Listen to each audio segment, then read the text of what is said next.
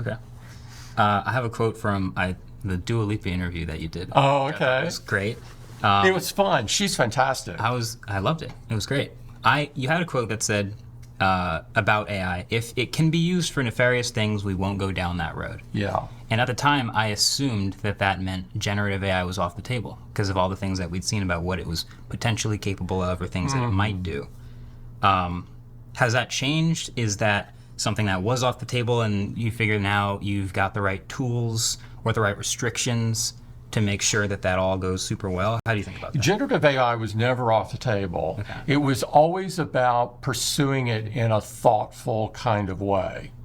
And so that's what we've done, and we've implemented it in ways that are less likely to create issues.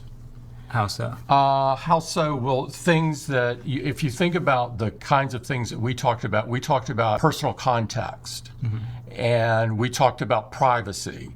And so we're not waiting for a comprehensive privacy legislation, regulation to come into effect. We already view privacy as a fundamental human right, and so that's the lens that we see it at.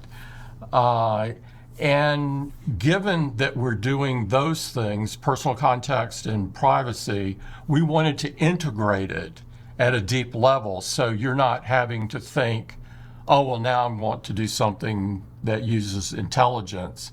We put it in the apps that you're already using and integrated it deeply. Right. Yeah, I think also now there's a lot of talk about it now that there is generative AI